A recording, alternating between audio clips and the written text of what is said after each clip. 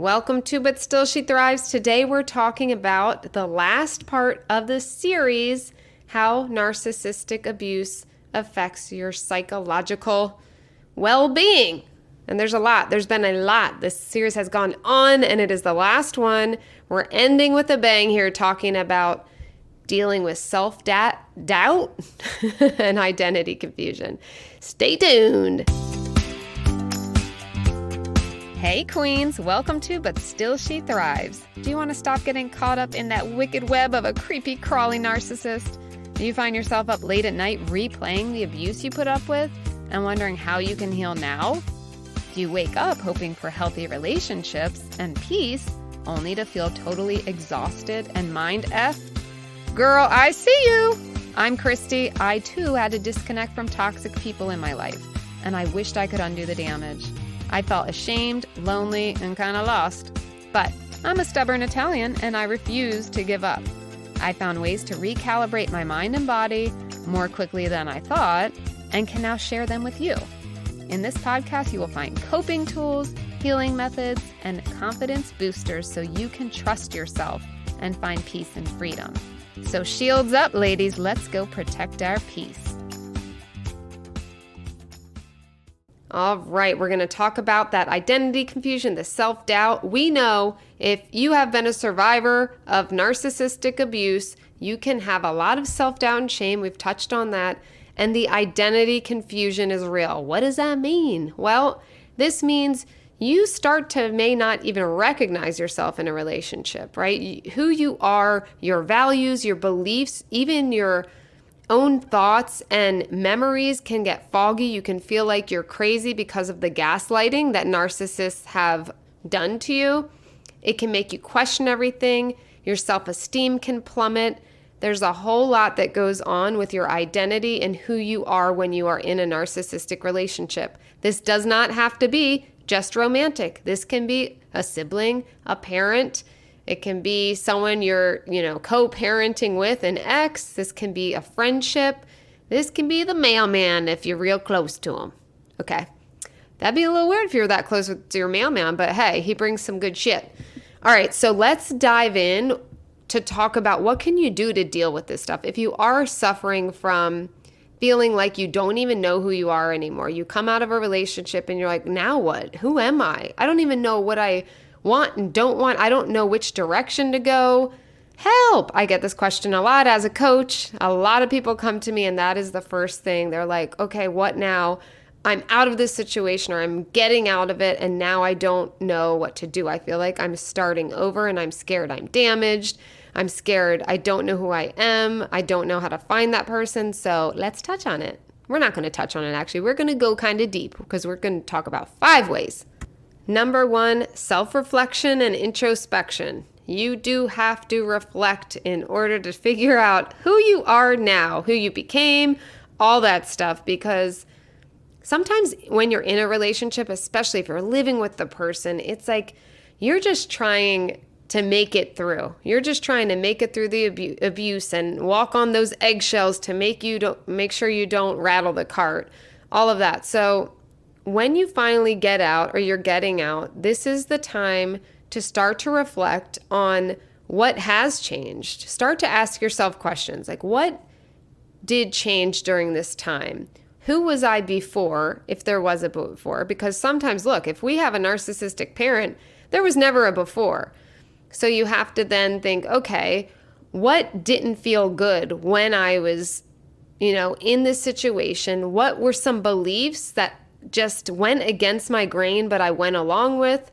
How did I people please? Questions like this can direct you to figuring out more and more like who you are and what you do believe and what your value system is, what you want to do. You can say, what are my strengths and weaknesses? What do I value in life? That's a huge one to me. We often think about, well, what do I want to be or what do I think I should be? And for me, every day I wake up and part of my prayer in the morning is, God, please help me find joy and peace today. Those are my 2 words. I like to have feeling goals. Sure, I have some goals for my business and this and that. But really, I want to feel peace, especially after going through abuse. We need peace. We need to feel free. So how can we find that peace? What makes you feel peaceful? Ask those questions. If you have a feeling goal, like you want to feel happy or you want to feel at peace, well, how do you? Everyone's different too. Like for me, I want to sit and stare at a palm tree. I literally made my living room look like it's, I don't know, out of Florida. It's got the palm trees. I got more flowers recently. The artwork is very tropical colors. In my kitchen, I have these long curtains that look almost like tropical vines, the pattern. I am all about that beach tropical vibe makes me feel very peaceful. So I incorporate it in my home decor. So that's just an example of, you can bring in certain things that bring you peace, but just showing everyone's different. You might love winter, right? I'm talking about seasons here, but it could be anything. You may love the color, like maybe the color aqua, for me, this is true, brings you peace. It brings me peace. Aqua reminds me of like water and the beach and whatever. So I love the color aqua. I surround myself with it. So start digging, like what makes you feel whatever feeling goal you want to feel. So first, we'll start with just one this week, and you can add to it next week, but this week's homework, and I want you to email me, what is your feeling goal? What do you want to feel? Do you want to feel peace? You want to feel happy? You want to feel excited about life? Maybe you're not there. Maybe you just want to feel not scared. Maybe you just want to feel that like contentment, right? There is no wrong answer. So figure out, what do I just want to feel? And from there, and you can write me that, fiercemamac@gmail. My email is always in the show notes. So email me your feeling goal. And if you want to go further, you can explore that. How can I get there? What brings me that feeling? And you can either save that for your own little journal, or you can share that with me as well, because I love hearing this stuff. So start the reflection process.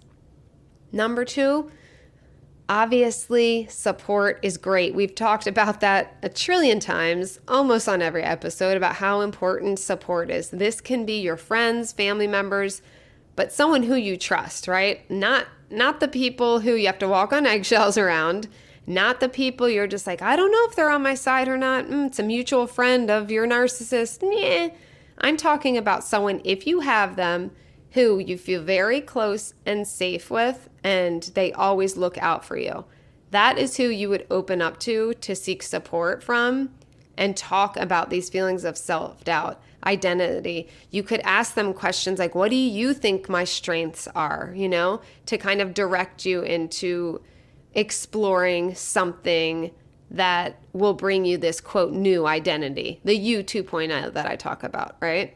But sometimes an outside perspective besides someone such as a therapist, a coach like me, someone who is familiar with narcissism is important, can help you see yourself in a different light. I always say the favorite part of my job is when I see that moment, that shift where my clients go from feeling like crap about themselves, lower confidence, not really sure who they are, scared to take the next step. When they shift into like seeing them how I see them, and even just starting to see that, I can see that shift. And that is literally why I do this, because I get choked up every freaking time it happens when I see the confidence coming back, or maybe they never had the confidence and they're like, oh my gosh, I actually love myself. I feel good about myself.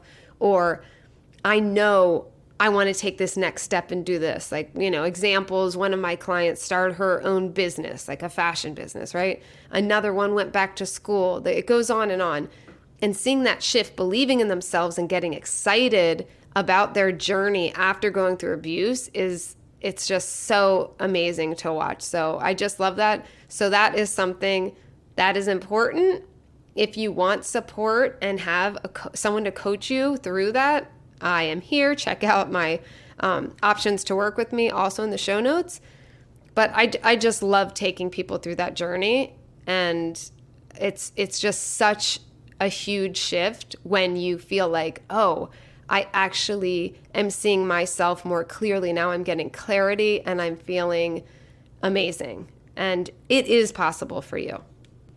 That being said, number 3, set realistic goals, right? And how we do this is having a bigger goal and breaking it down. I say sparkle by sparkle, right? Break down that larger goal into smaller achievable steps, because our confidence has been knocked down, right, with abuse. So if we are like, yeah, I want to make $1 million by the end of this week. I mean, I know that's extreme, but just giving an example. And then we don't get there. That can kind of beat up our self-confidence again, right? So we don't want that for you. So we can say a bigger goal. Let's say you want to become a nurse. You decided, oh, I have this and that, and I'm great with people, and I've always thought about it, but my ex-husband wouldn't let me work or whatever it is. Let's say you're like, yeah, I want to go be a nurse. That's a large goal. So break it down. This week, what can we do? Sparkle by sparkle. Just what's the first step you can do to take that? Okay, look at 5 different, programs and explore them. Call one program this week, whatever it is, whatever you think you can handle that week. And then, it's just step by step, sparkle by sparkle. So having realistic goals, and then also celebrating those small successes. So at the end of the week saying like, look at me, I move forward. And this is what I do with my clients. I walk them through going sparkle by sparkle. And it's so great every week to be like, they get excited to tell me, yes, I talked to this person, I did this. And there's this excitement and accountability. So it's, again, an amazing experience. But I do say it's bite by bite. Like, don't just reach and try to swallow the whole thing, because then you can let yourself down, which can lead to the opposite effect that we want, right? We want to build that self-esteem. Number 4, challenge those negative thoughts. So when you are experiencing self-doubt specifically, you might have negative thoughts about yourself or your capabilities. This is where that work comes in. The affirmations, the turning things around, the talk therapy I do with my clients, right? To counteract those negative thoughts, because we don't have time for them. We are trying to be us 2.0 and get that new identity and feel good about ourselves, so we don't have the space for these negative ass thoughts. So consider the alternative to the negative. And we've talked about this, where you're writing more positive perspectives. You're switching, if there's a certain negative thought pattern you have of, let's say, oh, I can't do that. I'm too old to switch careers. I'm too old to switch careers, right? That comes in your brain. You start writing down the opposite, right? And you go find, this is what I do. I go find examples. If I have a negative thought pattern, I try to counteract it with finding real life proof that it is not true. So that's a perfect example. I have had this thought myself when I changed careers actually into coaching. I'm like, well, am I too old to change? Maybe I should just go back. I worked into the television production business, and I was like, oh, maybe I should just, stick with television, blah, blah, blah. And then I said, I knew I sounded negative, and I've always been working on improving and growing. So I was like, all right, I know for a fact there's people out there, even celebrities, that started what they're doing late in life. So I Googled it, and oh my gosh, the amount of celebrities alone that started and changed careers or whatever later in life, it's crazy. And then also my mom, that next week or something, she was telling me about someone who was in her master's program. My mom actually was a good example. She went back to school late in life. But there was someone in her master's, I think it was her undergrad, but she was, older. But they were, like 78 years old, something like that, near 80 years old. And how amazing is that? They were going back to school to do something different. And that just, you look for proof, you can find it. There's always going to be a story of someone doing something that they want to do, they've decided to do at any age. And that, to me, is amazing. So you can do the cognitive behavior techniques with therapists, people like me. You can keep a journal, right, of tracking, like if you're having negative thoughts, writing them and then switching them around. And then, of course, I'm big on the affirmations, like every morning, every night, have a set of affirmations you say that back up what you want to feel and what you want to believe. And you say it as I am instead of I want to believe I can. It's like, no, I am capable. I can change careers at 48 years old or whatever it is.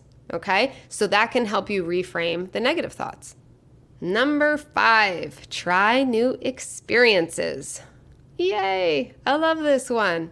Not everybody is comfortable doing new things outside their comfort zone, especially if you've just gotten out of a situation. But I'm telling you, pushing yourself does help you kind of push past this cage of self-doubt, this cage of feeling like you don't know who you are. You're going to try the new things and figure out what you like and don't like, and listen to your body. That should have been an extra one. Bonus, number 6, listen to your body. But we'll get there. So engage in activities or hobbies that interest you, but you may have not tried before. New experiences can help you discover the aspects of you that you weren't really aware of. So it can provide opportunities to meet new people. I have definitely gained friendships through going to different classes. I do art classes. I've done photography classes. I took guitar. I sucked, but it was fun. I actually signed up for 6 months. So I had to commit to 6 months, still did it, learned a few notes, played a little Jimi Hendrix. That was fun. It wasn't my jam. Did photography, took a couple classes, met some really cool people, like-minded people, artsy creatives, right? So explore. Like, this world has so many different things you can do, and you just explore, and that helps you figure out who you are. If you don't try, you're never going to know. And that little bonus number 6 that popped in there, don't forget to listen to your body. Listen to your body. I'm serious. Your body will speak to you. If you get quiet, that's why I am big on meditation and prayer. You get quiet, you empty your head a little bit, shake it out, and listen.